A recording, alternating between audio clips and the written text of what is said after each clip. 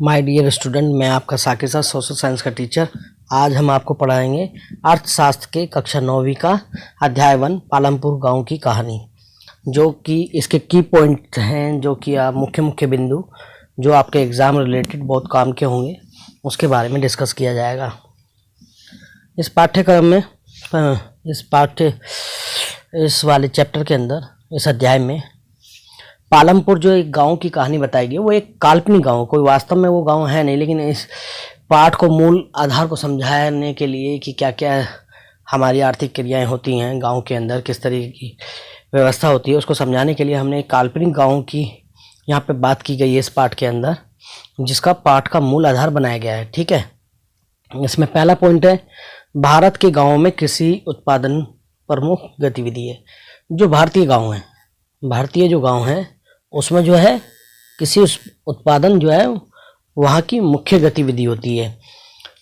मतलब जो वहाँ का जो कारोबार होता है वो किससे होता है? खेती से संबंधित होता है। ज़्यादातर लोग खेती में काम करते हैं।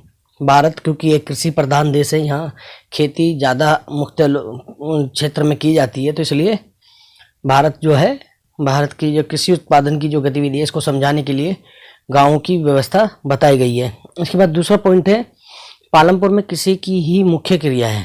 पालमपुर में कृषि ही मुख्य क्रिया है, यानी उस जो गांव है ये पालमपुर, इसमें जो मुख्य क्रिया जो है वो कृषि ही है, मतलब खेती से संबंधित ही है।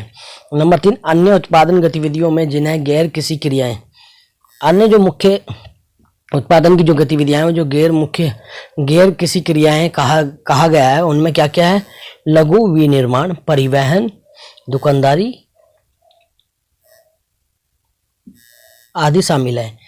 तो इस तरीके से क्वेश्चन आ सकता है कि पालमपुर गांव में या गैर कृषि क्रियाएं क्या क्या हैं? तो लघु विनिर्माण यानी छोटे स्तर का जो निर्माण कार्य होता है वो, परिवहन जैसे कि वहां पर ट्रैक्टर, ट्रॉली, ये सामान ले जाने के ट्रक वगैरह के लिए परिवहन, या फिर मोटरसाइकिल, गाड़ियां जो परिवहन का काम करती हों, इधर से उधर सामान ढोने का, व्यक्ति का जाने यातायात का, तो वो परिवहन सेवाएं कहलाती है। और फिर दुकानदारी, जो गांव के अंदर छोटी दुकानदारी होती है, परचून की दुकान होती है, ये आदि क्रियाएं भी गैर कृषि क्रियाएं वहां पे होती हैं। ठीक है, चौथा पॉइंट है, उत्पादन का उद्देश्य या प्रयोजन, ऐसी वस्तुओं और सेवाओं का उत्पादन करना जिनकी हमें आवश्यकता हो। उत्पादन का जो उद्देश्य है, प्रयोजन है, तो वो क्या होता है? ऐसी वस्तुएं और सेवाओं का उत्पादन करना जिनकी हमें आवश्यकता है। ठीक है, अब आगे चलते हैं इस चैप्टर में। उत्पादन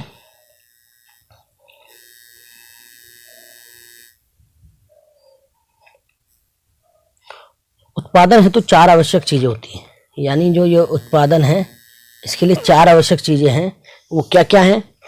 नंबर 1 पे आता है भूमि तथा अन्य प्राकृतिक संसाधन, यानी ये 4 चीजें होनी चाहिए जिससे उत्पादन होता है। तो भूमि तथा अन्य प्राकृतिक संसाधन में जैसे जल संसाधन, वन, खनिज, ये तीनों क्या है? ये प्राकृतिक संसाधन है जो हमें प्रकृति से मिलते हैं, और किसी भी उत्पादन के लिए इन तीनों का जो होना, मतलब इन तीनों की जरूरत पड़ती है। ठीक है, इसके बाद है क्योंकि जमीन की जल की जरूरत पड़ेगी, चाहे कारखाना लगाएं, फैक्ट्री लगाएं, पानी की तो जरूरत पड़ेगी। वनों से हमें कच्चा माल मिलता है, और खनिज जो हमें जैसे कि आयक्स हैं, ये सारे और खनिज पदार्थ ये कहाँ से मिलते हैं? हमें ये भी प्रकृति से मिलते हैं। ठीक है, इसके बाद दूसरा जो होता है भौतिक पूंजी। भौतिक पूंजी यानी पैसा, ये हमें स्थायी पूंजी भी कहते हैं, और एक कार्यशील पूंजी। स्थायी पूंजी जो एक ही जगह रहे, और कार्यशील पूंजी जो सर्कुलर रहती है, चलती रहती है, मतलब एक जगह से दूसरे स्थान पे। उसमें क्या स्थायी पूंजी में आते हैं? औजार। किसी भौतिक पूंजी के अंदर जो स्थायी पूंजी होती है वो औजार होते हैं, जैसे मशीन, भवन, ये सब क्या है? एक स्थायी पूंजी है, एक बार इन्वेस्ट किया इनमें और फिर इनसे उत्पादन किया जाता है। फिर उसके बाद कार्यशील पूंजी है कच्चा माल। कच्चा माल जैसे कि कच्चा माल ऐसे मानो जैसे खेत में गेहूँ, वो हमने गन्ना पैदा किया, वो गन्ना कच्चा माल है। पहले किसान ने उसका बीज लाया, उसको गन्ने को पैदा किया, पूरे साल तैयार किया, फिर उसके बाद वो कच्चा माल गन्ना के रूप में मिल के अंदर गया, मिल वालों ने उस गन्ने का रस निकाल कर उससे चीनी बनाई। तो ये कच्चा माल कार्यशील पूंजी आती है। और एक नगद पूंजी, जो हमारा पैसा होता है, नगद पूंजी जो होती है, ये भी कार्यशील पूंजी के अंदर आती है। इसके बाद आ गए श्रम, काम करने वाले लोग, यहाँ पे मजदूर लोग हो गए। श्रम, चौथा जो उत्पादन के लिए आवश्यक चीज़ है वो है श्रम। ठीक है, तो काम करने वाले लोग यानी मजदूर। उसके बाद है ज्ञान व उद्यम। ज्ञान व उद्यम, देखो जब तक नॉलेज और टेक्नोलॉजी उद्यम औद्योगिकता नहीं आएगी, मतलब उद्यमता नहीं आएगी, वो नहीं कोई भी उत्पादन नहीं हो सकता। इसमें क्या, इसके अंदर मुख्य क्या आता है, मानव पूंजी। ये जो है मानव पूंजी है, ठीक है। तो किसी भी उत्पादन के लिए ये 4 आवश्यक चीजें हैं, जैसे भूमि तथा अन्य प्राकृतिक संसाधन, जमीन चाहिए, जमीन पर ही सारे उत्पादन होने हैं। फिर उसके बाद भौतिक पूंजी, भौतिक पूंजी में स्थायी पूंजी, कार्यशील पूंजी, फिर श्रम, श्रम में काम करने वाले लोग, मजदूर, फिर उसके बाद ज्ञान व उद्यम, ठीक है। ये हम अब उत्पादन के चारों साधन करने की बात करने के बाद अब हमारे इस पे जमीन मापने की इकाई। जमीन मापने की इकाई को क्या कहते हैं, हेक्टर कहते हैं। 1 हेक्टर में कितना होता है, 10 वर्ग मीटर। ये समझना है, जो खेत की जमीन नपती है वो हेक्टर में नपती है, बाकी फुट स्क्वायर ये सब चीज़ होते हैं, ठीक है। तो 1 हेक्टर में कितने मीटर होते हैं, 10,000 मीटर। ऐसे क्वेश्चन आ सकता है कि जमीन मापने की इकाई क्या है, तो वो है हेक्टर। 1 हेक्टर में कितने मीटर होते हैं, तो 10,000 मीटर होते हैं। मीटर समझते हो ना, जैसे 1 मीटर कपड़ा, 2 मीटर कपड़ा लाते हैं ना, ऐसे मीटर को, जमीन को मीटर में नापते हैं। तो 10,000 वर्ग मीटर लगभग कितना होता है, 1 हेक्टर के, ठीक है। ये याद रखने वाली चीज़ें हैं। उसके बाद है पालमपुर में कृषि। पालमपुर में कृषि, कृषि की ऋतुओं को मुख्यतः 3 भागों में बांटा गया है। पहली ऋतु है खरीफ, जो वर्षा ऋतु के अंदर आती है, खरीफ, ठीक है। दूसरी ऋतु है शरद, जो रबी की फसल कहते हैं, जो शरद ऋतु में आती है। और तीसरी जो कृषि की ऋतु है वो जायद, जो ग्रीष्म ऋतु में आती है। तो 3 ऋतुएं हो गई, खरीफ, रबी और जायद। जो वर्षा ऋतु में खरीफ आती है, शरद ऋतु में रबी आती है और ग्रीष्म ऋतु में जायद आती है। इनकी अवधि जो होती है जुलाई से अक्टूबर के बीच में होती है। किसकी, खरीफ की। खरीफ की जो ऋतु होती है वो क्या होती है, जुलाई से अक्टूबर के बीच में होती है। और इसमें जो मुख्य फसल कौन कौन सी होती है, ज्वार, बाजरा, चावल, कपास, गन्ना, तंबाकू आदि। यानी इसके अलावा और भी हैं, लेकिन मुख्य ये वाली फसलें होती हैं। किसमें, खरीफ की ऋतु में। जुलाई के अंदर बुआई होती है और अक्टूबर के आसपास ये फसल तैयार हो जाती है, ठीक है। दूसरी ऋतु आई शरद ऋतु। वर्षा ऋतु के बाद शरद ऋतु आई और उसमें रबी की फसल बोई जाती है अक्टूबर के अंदर, और मार्च के अंदर उसको काट लिया जाता है, मार्च के बाद। तो इसमें क्या है, गेहूं, सरसों, दालें, आलू आदि ये जायद की फसलें हैं, ठीक है। अब इसके बाद है ग्रीष्म ऋतु के अंदर आती है जायद। रबी की फसल के अंदर तो ये गेहूं, सरसों ये सब हो गए। अब आ गए जायद, मार्च से जून के बीच। मार्च में हो, जून में इसको काट लिया जाता है, जिसके अंदर मुख्यतः तरबूज, खीरा, फलियां, सब्जियां, फूल इत्यादि। तो ये सब समझ गए बच्चों। एक बार फिर हम इसका रिवीजन कर लेते हैं। वर्षा ऋतु का, ये ऋतु वाला संबंधित क्वेश्चन आ सकता है, ठीक है।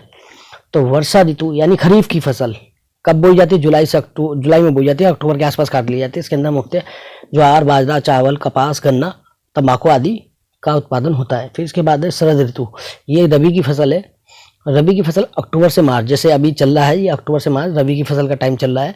गेहूं, सरसों, दालें, आलू आदि। फिर उसके बाद ग्रीष्म ऋतु, जायद की फसल, ये मार्च से शुरू होता है और फिर जून तक। तरबूज, खीरा, फलियां, सब्जियां इत्यादि आदि, ठीक है। अब यहाँ से हम अगली तरफ चलते हैं, इस चैप्टर के अगले पॉइंटों पर।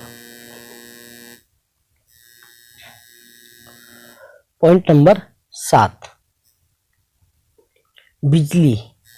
पॉइंट नंबर 7 है बिजली के विस्तार से सिंचाई व्यवस्था में सुधार हुआ। परिणाम स्वरूप किसान खरीफ और रबी दोनों ऋतुओं की फसलें उगाने में सफल हो सके। ये किस कारण से हुआ, बिजली की विस्तार से, जिससे कि नलकूप लगे और जमीन के पानी को इस्तेमाल किया गया सिंचाई के रूप में। समझ में आ गया। तो इससे क्या हुआ, और खरीफ और रबी की फसलें दोनों ऋतुओं की फसलों को उगाने में सफल हो गए। फिर उसके बाद है पॉइंट 8, बहुविधा फसल प्रणाली एक ही भूमि के टुकड़े से उत्पादन बढ़ाने का तरीका है। एक साल में किसी भूमि पर एक से अधिक फसल पैदा करना। पालमपुर के किसान कम से कम 2 मुख्य फसल उगाते हैं, तीसरी फसल के रूप में आलू पैदा कर रहे हैं। अब बहु फसल प्रणाली, ये पूछा जा सकता है कि बहु फसल प्रणाली क्या है। एक ही भूमि के टुकड़े, ये क्वेश्चन आ जाता है, बहु फसल प्रणाली क्या है। तो एक ही भूमि के टुकड़े से उत्पादन बढ़ाने के तरीका एक साल में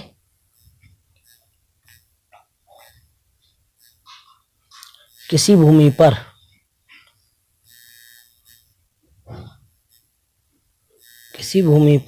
एक से अधिक फसल पैदा करना क्या कहलाता है, बहु फसल प्रणाली कहलाता है। ये सभी समझ लें, ठीक है। एक बार दोबारा से देख लेते हैं। बहु फसल प्रणाली यानी एक ही भूमि के टुकड़े से उत्पादन बढ़ाने का तरीका, एक साल में किसी भूमि पर एक से अधिक फसल पैदा करना क्या कहता है, बहु फसल प्रणाली कहता है। पालमपुर के किसान कम से कम 2 मुख्य फसल उगाते थे, तीसरी फसल के रूप में आलू पैदा कर रहे हैं। समझ में आ गए। इसके बाद आगे चलते हैं पॉइंट नंबर 9 की तरफ। इसमें आ गया खेती के आधार, पारंपरिक तरीके और आधुनिक तरीके। तो यानी इन आधारों पर पारंपरिक और आधुनिक तरीकों में क्या अंतर है, इस पे बात करते हैं। पहला है श्रम के आधार पे क्या अंतर है। पारंपरिक तरीके में स्वयं तथा परिवार के सदस्य मिलकर क्या करते थे, खेती करते थे। पारंपरिक तरीका यह था कि गांव एक परिवार है, उसके पास खेत है, तो खेत में सारा परिवार मिलकर उसमें काम करता है, ठीक है। आधुनिक तरीके में क्या कर दिया है, खेती और मजदूरों द्वारा खेती की जाती है।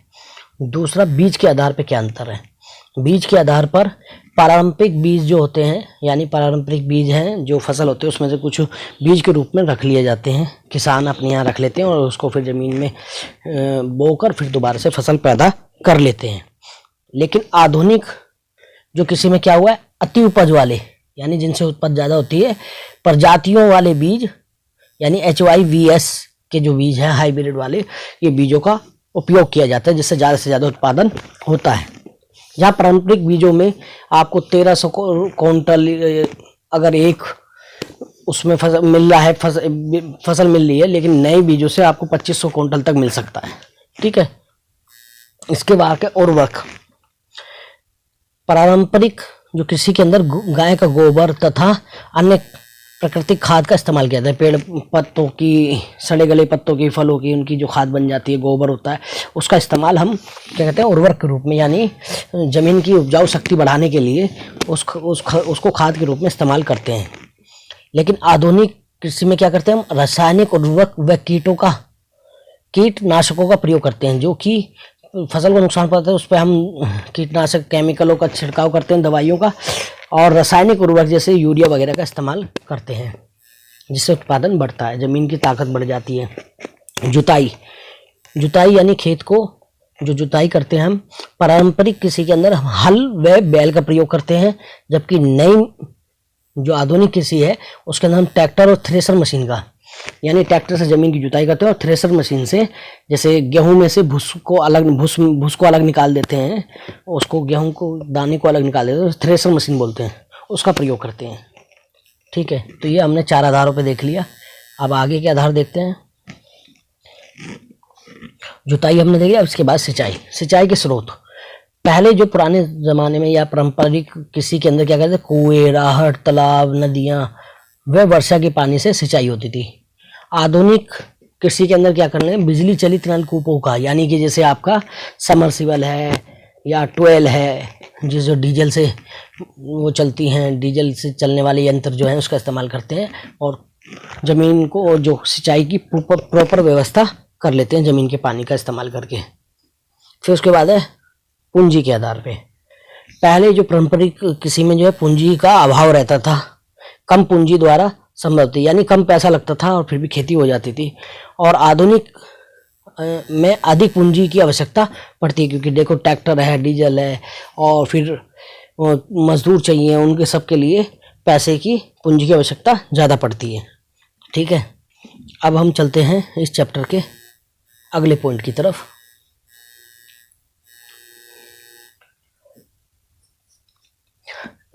पॉइंट इसका 10वां है जिसके अंदर लिखा है हरित क्रांति।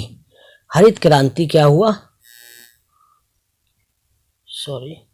हरित क्रांति 1960 के दशक के अंत में भारतीय किसानों को आधुनिक कृषि के तरीकों से गेहूं और चावल की खेती करनी सिखाई गई। इसका जो 1960 के अंदर हमने खेती में यह हरित क्रांति लाए, इससे हमारे उत्पादन में बहुत बड़ी लेवल पर क्या हुआ, उत्पादन बढ़ा। तो हरित क्रांति आधुनिक कृषि सिखाने का एक पर्पज था और जिससे बहुत बड़े उत्पादन के खाद्यान्नों के अंदर बहुत बड़ी मात्रा में उत्पादन हम कर सके।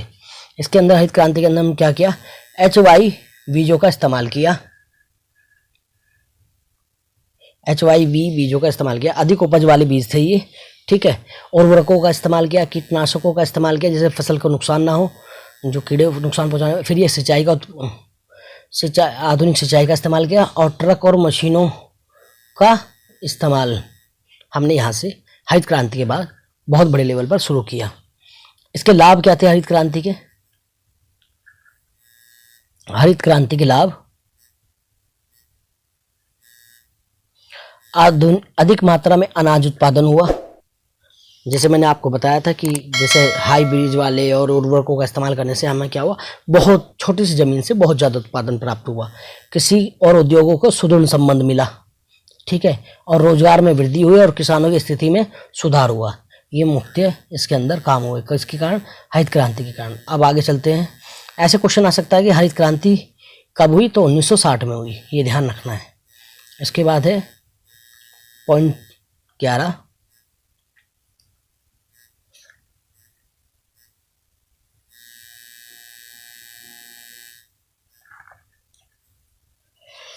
अनेक क्षेत्रों में हरित क्रांति के कारण उर्वरकों के अधिक प्रयोग से मिट्टी की उर्वरकता कम हो गई।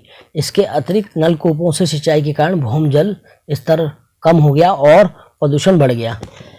जिस तरीके से हरित क्रांति से हमें बहुत ज़्यादा उत्पादन प्राप्त हुआ, लेकिन उसी के साथ साथ क्या हुआ, पर्यावरण को बहुत बड़ा नुकसान भी हुआ, क्योंकि जो उर्वरक जो केमिकल का इस्तेमाल हुआ उससे मिट्टी की उर्वरक क्षमता कम हो गई। और इसके अतिरिक्त नलकूपों से सिंचाई से क्या हुआ, जमीन का पानी हमने सारा निकाल लिया सिंचाई के लिए और जमीन का पानी वहाँ वाटर लेवल नीचे गिर गया, ठीक है, और इससे प्रदूषण भी बढ़ गया, क्योंकि जो उर्वरक थे वो जमीन के अंदर वाटर लेवल से पानी से मिल गया और जिससे प्रदूषण बढ़ गया। इसके तो हरित क्रांति के ये नुकसान भी हुए। इसके बाद है पॉइंट 12, पालमपुर में गैर कृषि क्रियाएं। इस तरीके से आ सकते हैं, पालमपुर में गैर कृषि क्रियाएं क्या क्या थी, तो डेयरी, विनिर्माण, दुकानदारी और परिवहन, ये क्या थी, गैर कृषि क्रियाएं थी, ठीक है। आगे चलते हैं। एक नज़र में हम पालमपुर को जरा देख लेते हैं कि कैसी व्यवस्था वहाँ पर, कैसी व्यवस्था थी, कैसे लोग, कितने लोग रहते थे, ये सारा उसके अंदर हम डिस्कस कर लेते हैं। नंबर 1, पालमपुर में कृषि ही मुख्य उत्पादन की प्रक्रिया थी। गांव में कितने, 450 परिवार रहते थे। ये पॉइंट नोट करने वाला है कि पालमपुर गांव में कितने परिवार रहते थे, 450 परिवार रहते थे। 150 परिवार के पास खेती के लिए भूमि नहीं थी। 150 परिवार, अब ऐसे भी क्वेश्चन आ सकता है कि कितने परिवार के पास खेती के लिए भूमि नहीं थी, तो 150 परिवारों के पास। बाकी 240 परिवारों के पास 2 हेक्टेयर से भी कम क्षेत्रफल का वाले छोटे छोटे भूमि के टुकड़े थे, यानी छोटे खेत थे उनके पास, 2 हेक्टेयर से भी कम के। कितने, 240 परिवारों के पास। गांव की कुल जनसंख्या का 1/3, गांव की कुल जनसंख्या का 1/3, ठीक है, 1/3 भाग दलित। 1/3 क्या था, 1/3 भाग क्या था, दलित था, यानी गांव में 1/3 भाग दलित था, जो कि अनुसूचित जाति से संबंधित था, ठीक है। इसके बाद है, गांव में ज्यादातर भूमि के स्वामी उच्च जाति के लोग थे। गांव में जो ज्यादातर भूमि के स्वामी कौन थे, उच्च जाति के लोग थे, जिनकी संख्या 80 परिवार थे, यानी ज्यादातर भूमि किनके पास थी, 80 परिवारों के पास थी, ठीक है। पॉइंट 2, पालमपुर गांव में शिक्षा एवं स्वास्थ्य के लिए एक हाई स्कूल, 2 प्राथमिक विद्यालय। जो पालमपुर में जो शिक्षा और स्वास्थ्य की व्यवस्था थी उसमें क्या था, एक तो हाई स्कूल था, यानी 10वीं तक के स्कूल को, 10 क्लास तक के स्कूल को हाई स्कूल कहते हैं। 2 प्राथमिक विद्यालय थे, प्राथमिक विद्यालय कहते हैं 1ली से 5वीं तक के, तो 2 प्राथमिक विद्यालय थे। एक स्वास्थ्य केंद्र, एक क्या था स्वास्थ्य केंद्र जैसे हमारे डिस्पेंसरी वगैरह, और एक निजी अस्पताल था, एक क्या था निजी अस्पताल था। ठीक है, ये वहां पर सारी व्यवस्था थी। इसके बाद है तीसरा पॉइंट, गांव के कुल कृषि क्षेत्र के केवल 40% भाग में सिंचाई होती थी। यानी जितना भी कृषि क्षेत्र था, जितना भी जहाँ से खेती होती थी, उसमें सिर्फ 40% के पास क्या था सिंचाई होती थी। अधिक उपज पैदा करने वाले बीज HYV की सहायता से गेहूं की उपज 1300 किलोग्राम प्रति हेक्टेयर से बढ़कर कितनी हो गई थी, जैसे मैंने आपको बताया था पहले भी, केन से 3200 किलोग्राम हो गई, 1300 किलोग्राम से 3200 किलोग्राम हो गई थी। ये ऐसा क्वेश्चन आ सकता है। ठीक है, पॉइंट 4, पालमपुर गांव में 25% लोग गैर कृषि कार्यों में लगे हुए थे, जैसे डेयरी, दुकानदारी, लघु स्तरीय विनिर्माण और फिर उद्योग, परिवहन इत्यादि। इस तरह का क्वेश्चन आता है पालमपुर गांव में कितने प्रतिशत लोग गैर कृषि क्रिया में लगे हुए थे, तो उसमें क्वेश्चन आंसर आ जाएगा 25%। ठीक है, और इसके बाद ये भी आ सकता है कि गैर कृषि क्रियाएं क्या क्या थी, तो डेयरी, लघु दुकानदारी, विनिर्माण, ये सब इसमें आंसर इसके आ सकते हैं। आगे चलते हैं इसी चैप्टर के पॉइंट नंबर 5 की तरफ।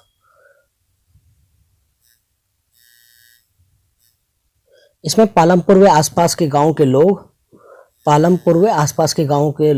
गांव, कस्बों और शहरों से दूध, गुड़, गेहूं आदि सुलभ है। जैसे जैसे ज़्यादा गांव, कस्बों और शहरों से अच्छी सड़कें, परिवहन और टेलीफोन से जुड़ेंगे, भविष्य में गांवों में गैर कृषि उत्पादन क्रियाओं में नए अवसर सर्जित होंगे। इस तरीके से ये पूरा चैप्टर हमने कंप्लीट कर लिया है। सभी छात्र इसको एक बार ध्यान से देख लें, सुन लें, इससे आपको काफ़ी क्वेश्चन को हेल्प मिलेगी और आपको ये चैप्टर समझ में आएगा। सॉरी। और सभी मेरी वीडियो को देखें, लाइक करें, सब्सक्राइब करें और चैनल को सपोर्ट करें। Thank you. All the best सभी के लिए, एग्ज़ाम के लिए, मिड टर्म के एग्ज़ाम के लिए।